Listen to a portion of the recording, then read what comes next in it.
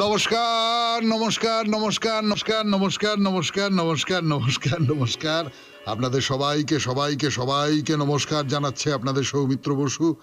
সবাইকে অজস্র শুভকামনা জানাচ্ছে, সবাইকে স্বাগত জানাচ্ছে আজকের এই শরণাগত অনুষ্ঠানে এবং সবাইকে শুভ সকাল জানাচ্ছে। শুভ সকাল, শুভ হোক শুভ হোক শুভ হোক, সকলের শুভ হোক। এই ভোরবেলা এখনো আলো ফোটেনি, আলো ফুটতে দেরি আছে। শীতকাল তো এসে গেল, আলো ফুটতে বেশ দেরি আছে, এখনো পর্যন্ত প্রায় ঘন্টাখানেকের মতো দেরি আছে। সেই সময় এই কথাগুলো আপনাদের বলতে, আপনারা যারা সবে ঘুম চোখে শরণাগত খুলে বসেছেন, তাদের বলতে যে কি ভালো লাগে কি বলবো আপনাদের। বেণীমাধব শীলের পঞ্জিকা অনুযায়ী আজকের দিনটার কথা বলি। আজকে 9ই অগ্রহায়ণ 1431, ইংরেজির 25শে নভেম্বর 2024, সোমবার। আজ দশমী। সূর্যোদয়ের সময় ভোর 6টা বেজে 2 মিনিট, সূর্যাস্তের সময় বিকেল 4টে বেজে 47 মিনিট। নক্ষত্র উত্তর ফল্গুনী। আজকে জন্মে সিংহ রাশি, ক্ষত্রিয় বর্ণ, নরগণ।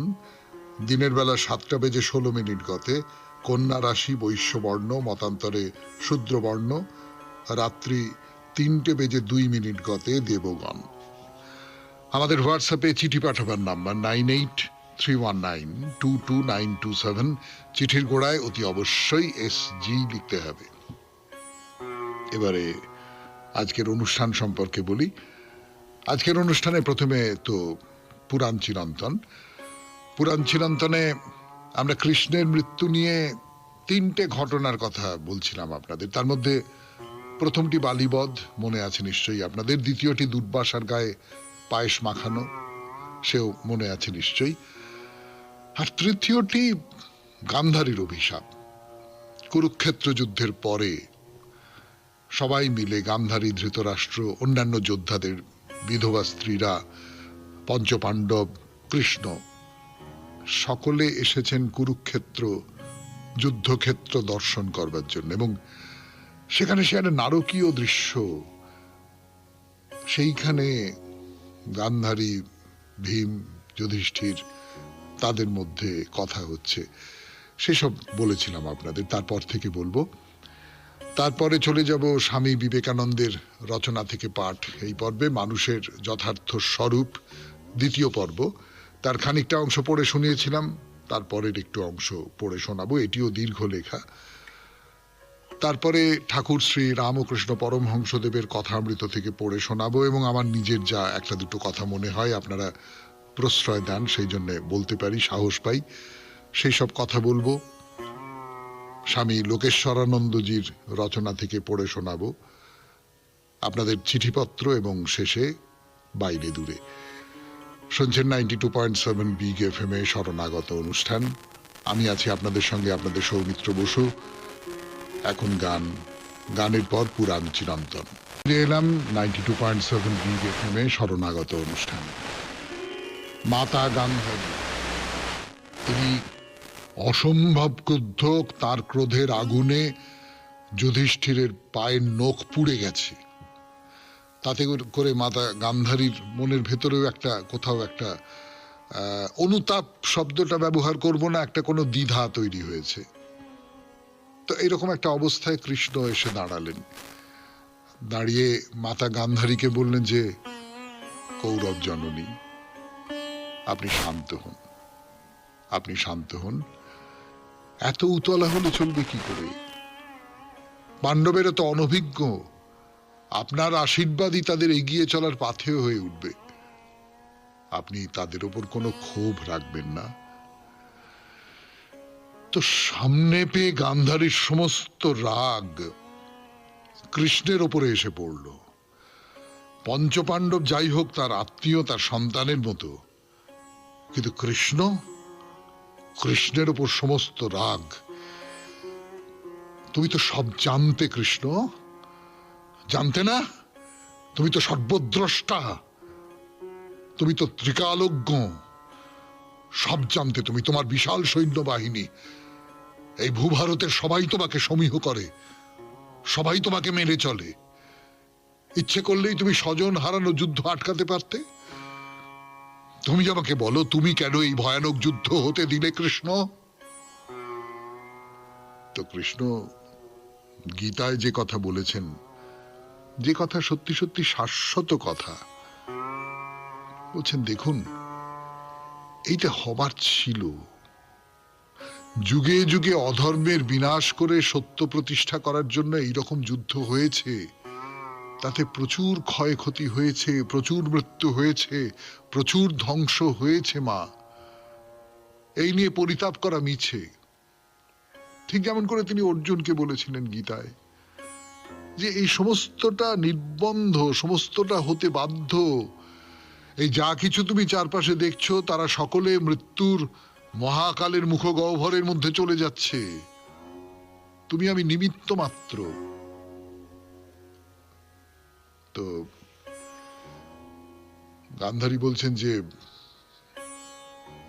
কৃষ্ণ, বাসুদেব, তুমি এই ভ্রাতৃঘাতী যুদ্ধ আটকাবার জন্য যথাসাধ্য চেষ্টা করনি, করনি, করনি।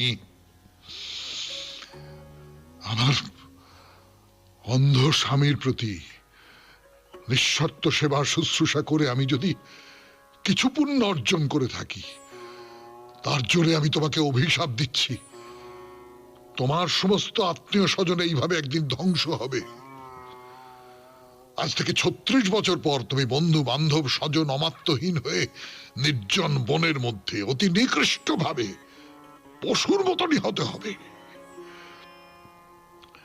আজ যেমন কুরু বংশের নারীরা ধুলায় লুণ্ঠিত হয়ে পড়ে রয়েছে, তোমার গর্বিত যাদব বংশের নারীদেরও সেই একই রকম দুর্গতি হবে, ফিরে তাকাবার মতো কেউ থাকবে না। কৃষ্ণ কি বললেন? কৃষ্ণ বললেন, দেবী, আপনি যা বললেন সব সত্য হবে, সব সত্য হবে, আমি জানি। যাদব বংশের ধ্বংস অবশ্যম্ভাবী। আপনার অভিশাপ আমি মাথা পেতে নিলাম, এবারে আপনি শান্ত হন। তো গান্ধারীর এই রূপ দেখে সবাই শিউরে উঠল, এবং গান্ধারী যা অভিশাপ দিয়েছিলেন তাই সত্য হলো। যাদব বংশ নিজেদের মধ্যে হানাহানি করে ধ্বংস হয়ে গেল। কৃষ্ণ এক সামান্য ব্যাধের শরাঘাতে নিহত হলেন। পুরাণ চিরন্তনে শেষ হলো কৃষ্ণের মৃত্যুর কথা। 92.7 বিগ FM এ শরণাগত অনুষ্ঠান শুনছেন।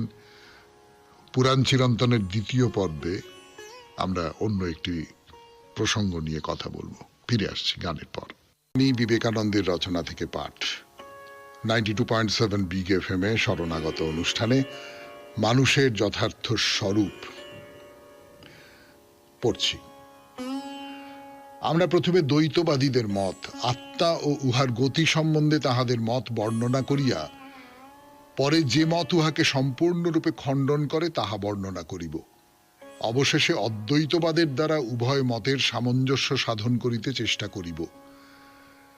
এই মানবাত্মা শরীর মন হইতে পৃথক বলিয়া এবং আকাশ ও প্রাণ দ্বারা গঠিত নয় বলিয়া অমর। কেন? মরত্বের বা নশ্বরত্বের অর্থ কি? যাহা বিশ্লিষ্ট হইয়া যায় তাহাই নশ্বর, আর যে দ্রব্য কতকগুলি পদার্থের সংযোগ দ্বারা লব্ধ তাহাই বিশ্লিষ্ট হইবে। কেবল যে পদার্থ অপর পদার্থের সংযোগে উৎপন্ন নয় তাহা কখনো বিশ্লিষ্ট হয় না, সুতরাং তাহার বিনাশ কখনো হইতে পারে না, তাহা অবিনাশী। তাহা অনন্তকাল ধরিয়া রহিয়াছে, তাহার কখনো সৃষ্টি হয় নাই। সৃষ্টি কেবল সংযোগ মাত্র, শূন্য হইতে সৃষ্টি, কেহ কখনো দেখে নাই। সৃষ্টি সম্বন্ধে আমরা কেবল এইটুকু জানি যে উহা পূর্ব হইতে অবস্থিত কতকগুলি বস্তুর নূতন নূতন রূপে একত্র মিলন মাত্র। যদি তাহাই হইল, তবে এই মানবাত্মা ভিন্ন ভিন্ন বস্তুর সংযোগে উৎপন্ন নন বলিয়া অবশ্য অনন্তকাল ধরিয়া ছিলেন এবং অনন্তকাল ধরিয়া থাকিবেন। এই শরীর পাত হইলেও আত্মা থাকিবেন। বেদান্তবাদীদের মতে যখন এই শরীরের পতন হয় তখন মানবের ইন্দ্রিয়গণ মনে লয় পায়, মন প্রাণে লীন হয়, প্রাণ আত্মায় প্রবেশ করে, আর তখন সেই মানবাত্মা যেন সূক্ষ্ম শরীর বা লিঙ্গ শরীর রূপ বসন পরিধান করিয়া চলিয়া যান। এই সূক্ষ্ম শরীরেই মানুষের সমুদয় সংস্কার বাস করে। সংস্কার কি? মন যেন হ্রদের তুল্য, আর আমাদের প্রত্যেক চিন্তা যেন সেই হ্রদে তরঙ্গ তুল্য। যেমন হ্রদে তরঙ্গ উঠে আবার পড়িয়া অন্তর্হিত হইয়া যায়, সেইরূপ মনে এই চিন্তা তরঙ্গগুলি ক্রমাগত উঠিতেছে আবার অন্তর্হিত হইতেছে। কিন্তু উহারা একেবারে অন্তর্হিত হয় না, উহারা ক্রমশ সূক্ষ্মতর হইয়া যায়। উহাদের অস্তিত্ব থাকে, প্রয়োজন হইলে আবার উদয় হয়। যে চিন্তাগুলি সূক্ষ্মতর রূপ ধারণ করিয়াছে, তাহারই কতকগুলিকে আবার তরঙ্গাকারে আনয়ন করাকেই স্মৃতি বলে। এইরূপে আমরা যাহা কিছু চিন্তা করিয়াছি, যে কোনো কার্য করিয়াছি, সবই মনের মধ্যে রহিয়াছে। সবগুলি সূক্ষ্মভাবে অবস্থান করে এবং মানুষ মরিলেও এই সংস্কারগুলি তাহার মনে বর্তমান থাকে। উহারা আবার সূক্ষ্ম শরীরের উপর কার্য করিয়া থাকে। আত্মা এই সকল সংস্কার এবং সূক্ষ্ম শরীর রূপ বসন পরিধান করিয়া চলিয়া যান এবং এই বিভিন্ন সংস্কার রূপ বিভিন্ন শক্তির সমবেত ফলই আত্মার গতি নিয়মিত করে। তাহাদের মতে আত্মার ত্রিবিধ গতি হইয়া থাকে। শুনলেন স্বামী বিবেকানন্দের রচনা থেকে পাঠ, মানুষের যথার্থ স্বরূপ, দ্বিতীয় পর্ব। এরপর গান, গানের পর কথামৃত। আমি আছি আপনাদের সঙ্গে, আপনাদের সৌমিত্র বসু। তো 92.7 বিগ এফএম এ শরণাগত অনুষ্ঠানে ঠাকুর শ্রী রামকৃষ্ণ পরমহংসদেব একটা কথা বলেছিলেন যে নিচু জমিতেই জল এসে জমে, চারপাশ থেকে জল হুড়হুড় করে এসে জমে নিচু খাল জমিতে। তো ডাক্তারবাবু, ডাক্তার মহেন্দ্রলাল সরকার, তিনি খুব ভালো একটা প্রশ্ন তুলেছেন আর কি। প্রশ্ন তুলেছেন বা মন্তব্য করেছেন বলাটাই ভালো, প্রশ্ন নয়। সেটা হচ্ছে যে হ্যাঁ, এমনি নিচু জমিতে যে জল এসে জমে, সেই জলের মধ্যে প্রচুর বাজে জল থাকে, খারাপ জল থাকে। কিন্তু পাহাড়ের উপরে যে জমি, সেই জমির মধ্যেও তো নিচু জমি আছে। ধরা যাক মানস সরোবর, নৈনিতালের কথা বলছেন তিনি। সেইখানে যে জল এসে জমে, সেখানে তো এই নিচের পৃথিবীর যে জল সেসব জমতে পারে না। সেখানে আকাশের জল এসে জমে, আকাশের যে শুদ্ধ জল, সেই শুদ্ধ জল এসে জমে। এটা এই উপমাটি বড় চমৎকার, ঠাকুরের নিজেরও খুব ভালো লেগেছে, খুব ভালো। কিন্তু তার মানেটা আমরা বলছিলাম যে তাহলে নিজের মনটাকে উঁচু করে রেখে দিতে হবে। ঠাকুর এই কথাও বলছেন, সে কথাটাও আমরা আমাদের মতন করে বলেছিলাম, ছাঁকনির কথা, যে তার কৃপা হলে ওই খারাপ জল ভালো জল সমস্ত বুঝতে পারা যায়, খারাপ জলও ভালো হয়ে যায়। কিন্তু এই যে পাহাড়ের উপমাটা ব্যবহার করলেন ডাক্তারবাবু, তার সূত্র ধরে ঠাকুর কি বলছেন যে পাহাড়ের উপরে খাল জমি থাকতে পারে, কিন্তু বজ্জাত আমিরূপ পাহাড়ে থাকে না। কোনো একটা নিচু জমি থাকা মানে নিজেকে নত করে রাখা। আমি নিজেকে এই যে পার্থিব যে জগৎ, সেই জগতের থেকে উঁচু একটা জায়গায় স্থাপন করলাম। সেখানে আমার একটা বিনয় আছে। সেই বিনয়ের ধারে পাশে এই নিচু মানুষেরা প্রবেশ করতে পারবে না। আপনারা এইরকম মানুষ দেখবেন চারপাশে, আমি তো দেখেছি, অনেক দেখেছি।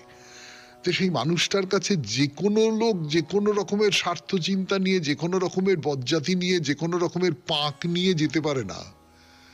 সে এমনই একটা জায়গায়, সে খুব সাধারণভাবে কথা বলছে, সে খুব সাধারণ মানুষ, সে খুব ভদ্র মানুষ, বিনয়ী মানুষ। কিন্তু আপনার না, মানে আমি বলছি যে লোকটা খারাপ লোক, ধান্দাবাজ লোক, স্বার্থপর লোক, সে তার স্বার্থ দিয়ে এই সমস্ত করে না, সে তার কাছে যেতে ভয় পাবে, তাকে গিয়ে এই সমস্ত কথাগুলো বলতে ভয় পাবে, মারধর করবে এইরকম ভয় না। কিন্তু এমন একটা অটল ব্যক্তিত্ব আছে তার, যে তার কাছে এই সমস্ত পঙ্কিলতাগুলো নিয়ে যেতে ভয় করে। তো সেই মানুষের কাছে যে জল এসে পৌঁছয়, স্বভাবতই সেই জল হচ্ছে অনেক শুদ্ধ জল, পবিত্র জল। আর ঠাকুর যেটা বলছেন বজ্জাত আমি, সেই বজ্জাত আমি পাহাড়ে কিন্তু এই যে নিচু জমি সেইটা থাকে না। বিদ্যার আমি, ভক্তের আমি যদি হয়, যে বিদ্বান, তারও তো একটা অহংকার থাকে যদি যথার্থ বিদ্বান হয়।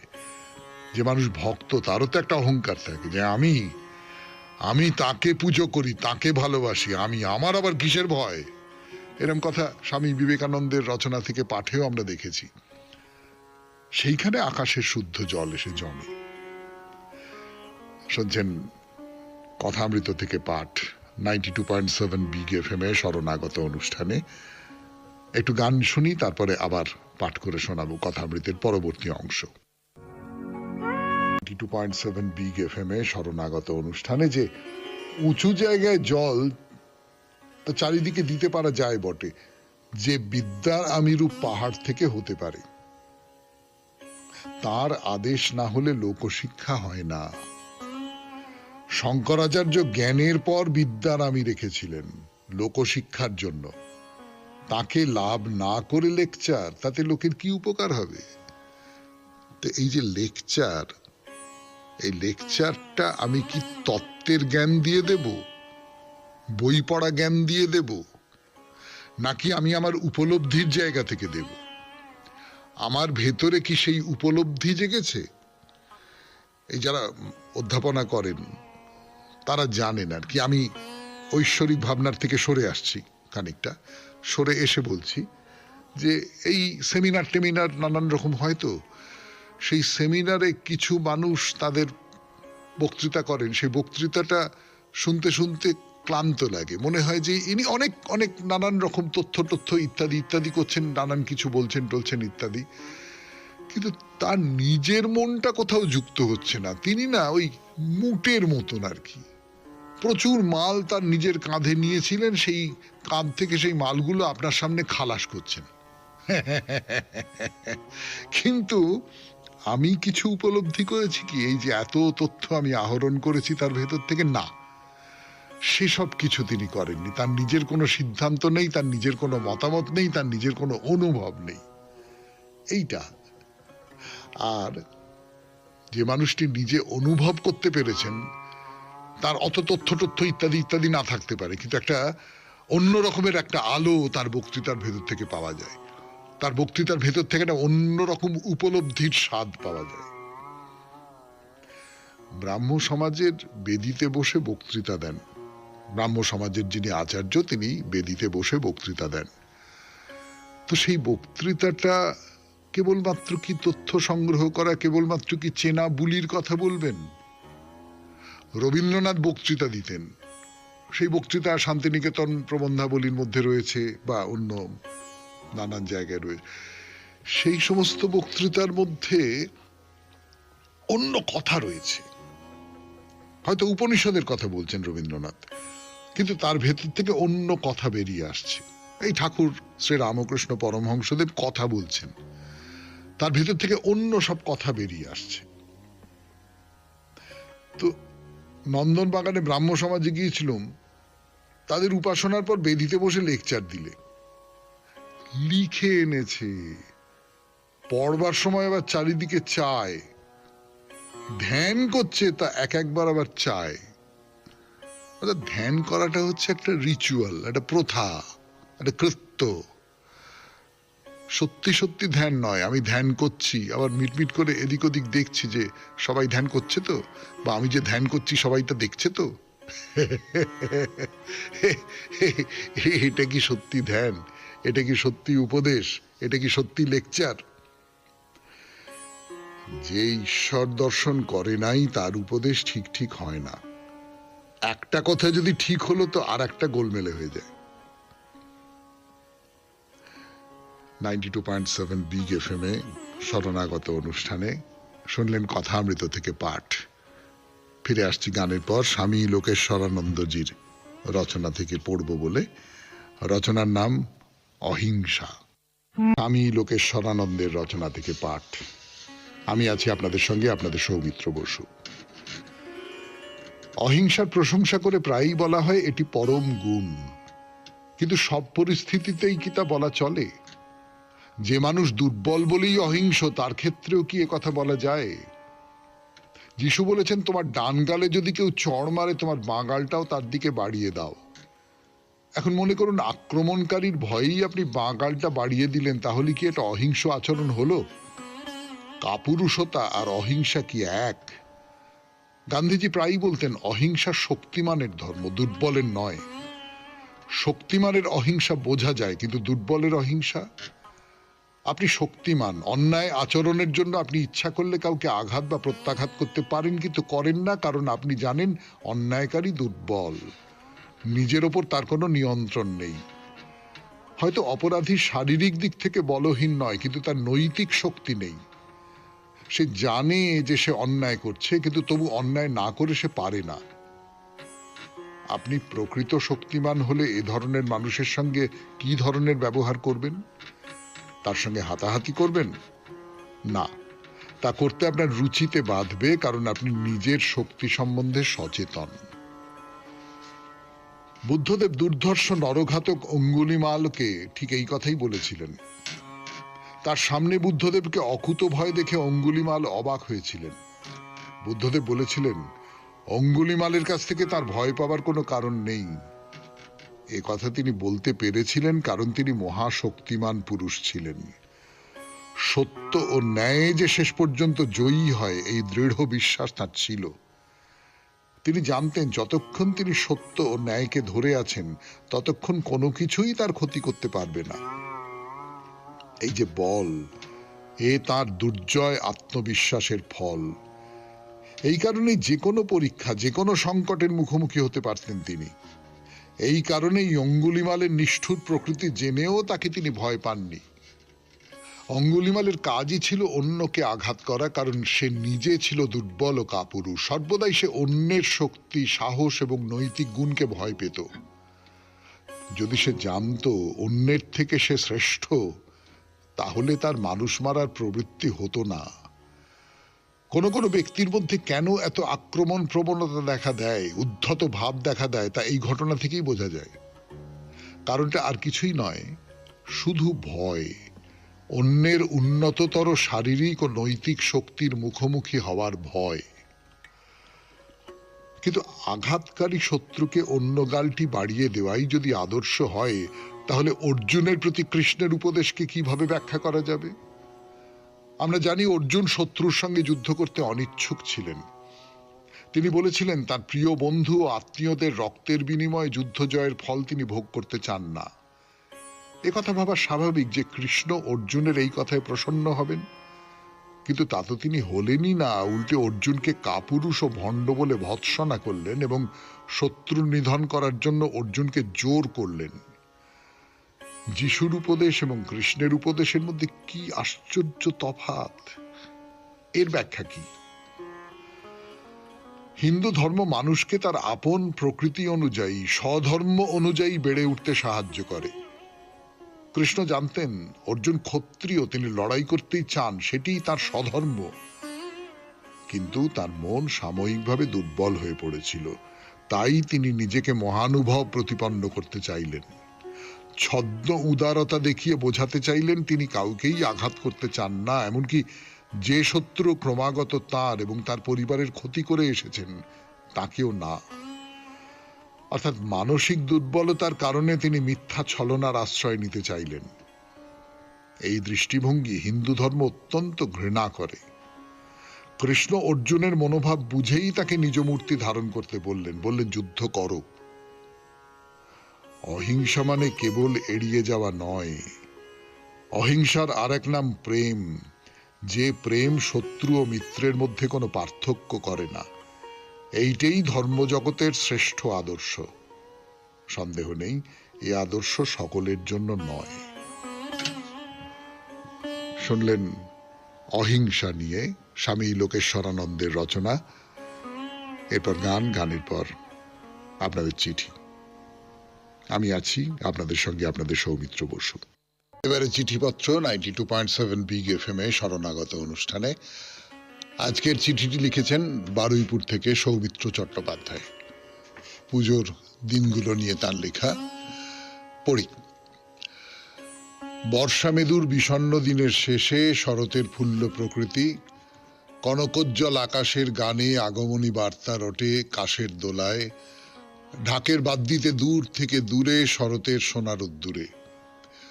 সৌমিত্রবাবুর বিষয় নির্বাচন বার্তায় অন্তরে শারদানন্দ উচ্চারিত। মহালয়ার ব্রাহ্ম মুহূর্তে বেতারে বীরেনবাবুর মহিষাসুরমর্দিনীর উদাত্ত শ্লোক পাঠে আলো আধারে আলোর বেণু মহামায়ার আগমন পথ উন্মোচন করেছিল। এ চিরকালের আনন্দ। কতকাল আগে ষষ্ঠীর ভোরে টুপটাপ শিশির ঝরা আর শিউলি ঝরার অস্ফুট শব্দে ঘুম ভেঙে অনির্বচনীয় আনন্দে ভরপুর হতাম। আজও হই। বাবা যেত ষষ্ঠী পুজো নিয়ে পণ্ডিত মশাইয়ের জোড়া মন্দিরের দুর্গা থানে। মনটা অনাবিল খুশিতে নাচত। আজও হৃদি মন্দিরে সেই আনন্দধ্বনি শুনি। এবারের পুজোটা যেন হুড়মুড়িয়ে আনন্দ ছড়িয়ে চলে গেল। ষষ্ঠীর মনোময় পরিবেশ হৃদয়ঙ্গম করে সপ্তমীতে গেলুম শতাব্দী প্রাচীন বাগবাজারের পুজো মণ্ডপে। মেলাই লোক, সবাই ঊর্ধ্ববাহু মোবাইল পাকড়ে ছবি তুলে চলেছে। বিপুল মণ্ডপে সাবেকি ডাকের সাজের প্রকাণ্ড দুর্গা প্রতিমা, মহোজ্জ্বল ছেলেমেয়েদের নিয়ে সিংহস্কন্ধা রূঢ়া মহিষাসুরমর্দিনী। আবেগের ঝাপসা চোখে মনে হলো নেতাজি সুভাষ যেন আর সব মহাব্যক্তিত্ব পরিবেষ্টিত অলক্ষ্যে দুর্গা দেখছেন। সন্ধে হয় হয় বেলুড় মঠ, রসে বসের মহাক্ষেত্র। সুসজ্জিত প্রাঙ্গণ পেরিয়ে মহামন্দিরে ঠাকুর রামকৃষ্ণ উপস্থিত অনন্ত দৃষ্টি মেলে। পাশেই বিপুল মণ্ডপে মা দুর্গা বিরাজমান। কি তার শোভা! গিজদা গিজোর ঢাকের বাদ দিতে শুরু হলো সন্ধ্যারতি। ঠাকুরকে প্রণাম করে মহাবিষ্ট চোখে আরতি দেখছি। ব্রহ্মচারী মহারাজের হাতের রত্নদ্বীপের আলোয় আনন্দময়ীর মুখে ভূমানন্দের প্রতিচ্ছবি। উদাত্ত মন্ত্রোচ্চারণ গঙ্গার স্রোত ধারায় অনন্ত জগতে আনন্দ বার্তা বয়ে নিয়ে চলে। আরতি শেষে অগণিত ভক্তমণ্ডলীর প্রণাম জয় জয়াকারের মধ্যে না চলতে চাওয়া পায়ে বেরিয়ে আসি মঠ থেকে। অষ্টমী নবমী গায়ে গায়ে কাক ভোরে স্নান সেরে নতুন পোশাকে গেলুম আমাদের বারুইপুর পদ্মপুকুরের মণ্ডপে অঞ্জলি দিতে। শতাব্দী প্রাচীন পুজো। ভোরের ফুটন্ত আলোয় দিকে দিকে লাউডস্পিকারে মায়ের পূজা মন্ত্র শারদ প্রভাতকে মোহজালে আচ্ছন্ন করেছে। কি আশ্চর্য! দেখলুম আমার আগে আগে কিশোর ছেলেটা ফুল হাতে ছুটেছে মণ্ডপে। ও যে কিশোর আমি, তাই তো? জমাটি প্রতিমার সামনে সমবেত মন্ত্রোচ্চারণে অঞ্জলি দিতে দিতে দীর্ঘকালের মতো এবারেও শিহরিত হলুম। তারপরেই সন্ধি পূজা। 108 প্রদীপমালায় মায়ের মুখে সে কি জ্যোতি! মেদুর মনে ভাবি কোন কালে বাবা মার সঙ্গে এখানেই সন্ধি পুজো দেখতুম 5 ভাই বোনে। ওই কোনায় সেই ছবিটা যেন। অষ্টমী নবমীতে বারুইপুরের পূজা মণ্ডপে ঠাকুর দেখা। আলো ভিড়, জমাটি অজস্র মণ্ডপ আর প্রতিমা। ছেলেবেলার বারুইপুরের গুটি কয় পুজো মণ্ডপে দুবেলা ঘোরাঘুরি আর এই ঝকঝকে সব পুজো, কত তফাত! বিজয়া দশমীর ঢাকের বাদ দিতে ওই কাশবনের ওপরে কোথায় মা দুর্গা চলে গেলেন বৎসরকার মতো। সন্ধ্যাবেলা কলার পাতে দুর্গা নাম লিখতে লিখতে মহামায়াকে বললুম, আবার এসো মা। আকাশে তখন মোহময় শরৎ শশী। সৌমিত্র চট্টোপাধ্যায়, বারুইপুর, কলকাতা 144। এই চিঠিটায় একেবারে যেটা চাওয়া হয়েছিল আর কি, যে পুজোর 4 দিন কি করলেন তার একটা নিখুঁত বর্ণনা দিয়েছেন সৌমিত্র চট্টোপাধ্যায়। আপনাকে অনেক ধন্যবাদ। এরপর বাইরে দূরে 92.7 বিগ FM এ শরণাগত অনুষ্ঠান শুনছেন। আমি আছি আপনাদের সঙ্গে, আপনাদের সৌমিত্র বসু। এইবার আবার কথা। 92.7 বিগ FM এ শরণাগত অনুষ্ঠান শুনছেন। আমি আছি আপনাদের সঙ্গে, আপনাদের সৌমিত্র বসু। এখন বাইরে দূরে। বাইরে দূরেতে আমরা আছি বারাণসীতে, বেনারস যাকে বলে, কাশী বলতে পারেন।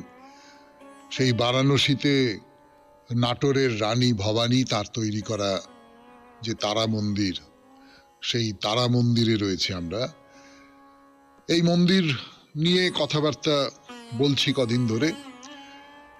একটা কথা আপনাদের বলবো, আপনারা রানী ভবানীর এই দুর্গা মন্দিরে যদি পুজোর সময় আসেন তাহলে খুব ভালো হয়।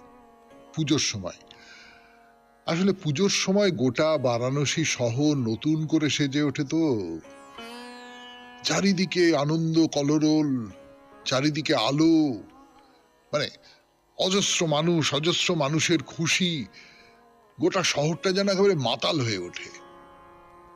আর রানী ভবানীর মন্দিরও সেইভাবেই মাতাল হয়ে ওঠে, রানী ভবানীর মন্দিরও সেইভাবে সুন্দর করে সেজে ওঠে। আমার নিজের ধারণা এই মন্দির সকলের কাছে খুব পরিচিত নয়, একটু ভেতরের দিকে, মানে যে বাঙালি বিশ্বনাথের মন্দিরে যান, যে বাঙালি হনুমান মন্দিরে যান, সেই বাঙালি যে খুব বেশি করে এই মন্দিরে আসেন এমনটা নয়। কিন্তু পুজোর সময় যদি আসেন তাহলে এই দুর্গা মন্দির খুব খুব সুন্দর করে সেজে ওঠে, খুব সুন্দর করে সেজে ওঠে, ফলে খুব ধুমধাম হয়। সেই সমস্ত কিছুর মধ্যে থাকাটা নিশ্চিতভাবে একটা অভিজ্ঞতা বলে আপনার মনে হবে। দুর্গাপুজোর সময়, নবরাত্রির সময়, কালী পুজোর সময়। হ্যাঁ, এবারে এই মন্দিরের দুটি মূর্তি, বা এই এই গোটা চত্বরের মধ্যে দুটি মন্দির, সেই দুটি দর্শন করব আমরা। একটি হচ্ছে কালী মূর্তি আর একটি দুর্গা মূর্তি। এই দুটি মূর্তি যে বিশেষ করে দর্শন করব, বা এই দুটি মন্দিরই যে বিশেষ করে দর্শন করব, তার কারণটা আপনারা বুঝতে পারছেন। আমরা এই অনুষ্ঠান শুরু করেছিলাম দুর্গাপূজা উপলক্ষে, যে ভারতের বিভিন্ন প্রদেশের একটি করে জায়গায় একটি করে দুর্গা মন্দির, তার কথা বলবো। তো রানী ভবানী প্রতিষ্ঠিত এই যে মন্দির, উত্তরপ্রদেশের এই মন্দির, তার কথা বলছি, তার দুর্গা মূর্তির কথা তো বলবো, এবং তার আগে বলবো দুর্গারই অন্য আরেক রূপ, মহাকালীর মন্দিরের কথা। এই মহাকালীর মন্দিরের বাইরে তারার মৃতদেহ আছে বলে মনে করা হয়। আপনাদের বলেছিলাম কুয়োর মুখ যেরকম ঢাকা দেওয়া থাকে, সেই রকম করে এই জায়গাটাও একটা সিমেন্টের ঢাকনি দিয়ে ঢাকা দেওয়া আছে। আর সেই ঢাকার উপরে অনেকগুলো গোল গোল গোল গোল গোল গোল গোল গোল পাত্র, মানে ঢাকাটা চারপাশ ঘিরে ওইরকম গোল গোল পাত্র, যাকে আমি জানি না মানে সত্যি সত্যি এটা অন্য কোনো ব্যবহার আছে কিনা, কিন্তু দেখে প্রদীপ বলে ভাবতে ইচ্ছে করে। আমার কিরকম কল্পনা করতে ইচ্ছে হয় যে এই বিশেষ বিশেষ উৎসবের সময় হয়তো এই পাত্রগুলি প্রদীপ হয়ে জ্বলে ওঠে। শুনছেন বাইরে দূরে শরণাগত অনুষ্ঠানে 92.7 বিগ এফএম এ ফিরে আসছি। শেষ করে ফিরে এলাম 92.7 বিগ এফএম এ, শরণাগত অনুষ্ঠান শুনছেন। যেটা বলছিলাম যে ওই যেখানে নাকি তারাকে সমাধি দেওয়া হয়েছিল, তারাকে মাটির নিচে জ্যান্ত পুঁতে ফেলা হয়েছিল, সেইখানটায় যে ঢাকনাটা দেওয়া রয়েছে, সেই ঢাকনার উপরে যেন অনেকগুলো প্রদীপের মতন গোল গোল করা আছে। আমি জানি না কোনো সময় সেইগুলো জ্বালিয়ে দেওয়া হয় কিনা উৎসবের সময়। তখন এই একটা কি বলবো, একটা জ্যোতির্ময় বলয়ের মধ্যে তারার সমাধি যেন অন্য একটা তাৎপর্য নিয়ে আসে, আমার এইরকম মনে হচ্ছিল আর কি।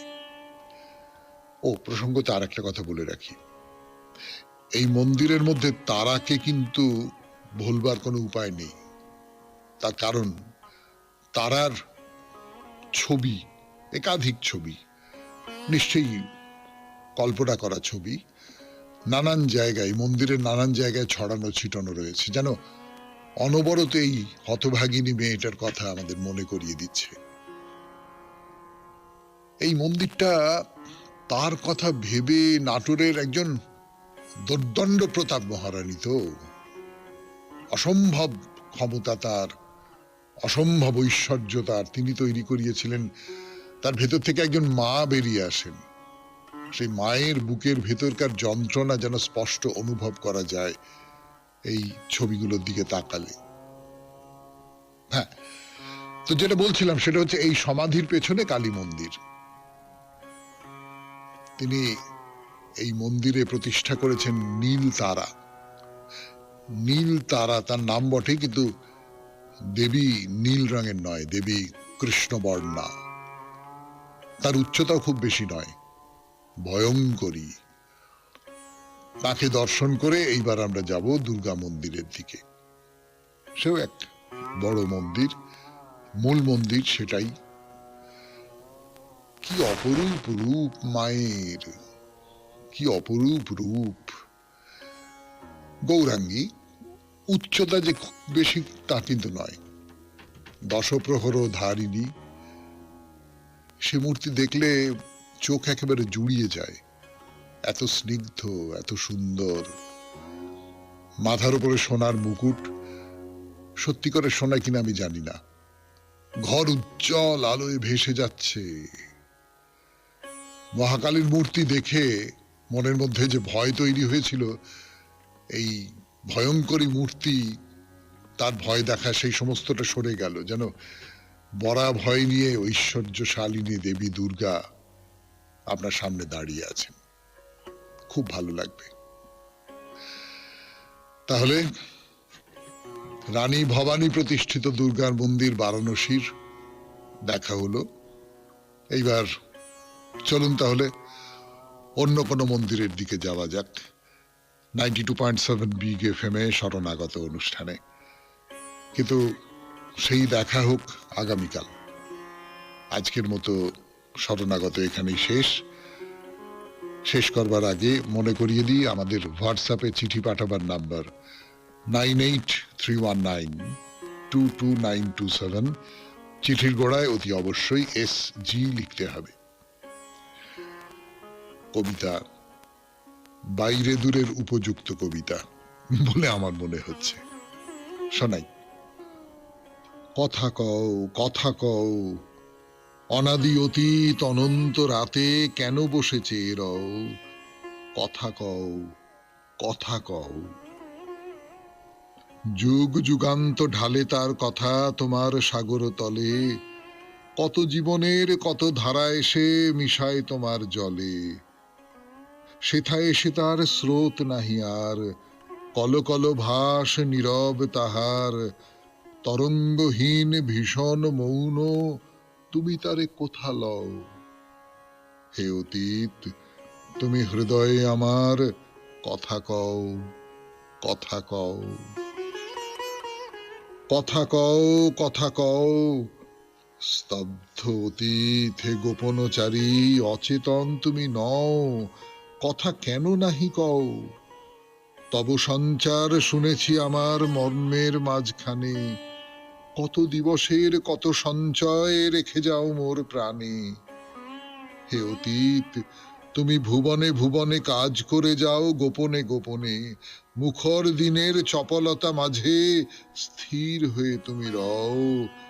হে অতীত, তুমি গোপনে হৃদয়ে কথা কও, কথা কও। কথা কও, কথা কও। কোনো কথা কভু হারাওনি তুমি, সব তুমি তুলে লও। কথা কও, কথা কও। তুমি জীবনের পাতায় পাতায় অদৃশ্য লিপি দিয়া পিতামহদের কাহিনী লিখেছ মজ্জায় মিশাইয়া। যাহাদের কথা ভুলেছে সবাই, তুমি তাহাদের কিছু ভুলো নাই। বিস্মৃত যত নীরব কাহিনী স্তম্ভিত হয়ে বও। ভাষা দাও তারে, হে মুনি অতীত, কথা কও, কথা কও। সবাই খুব ভালো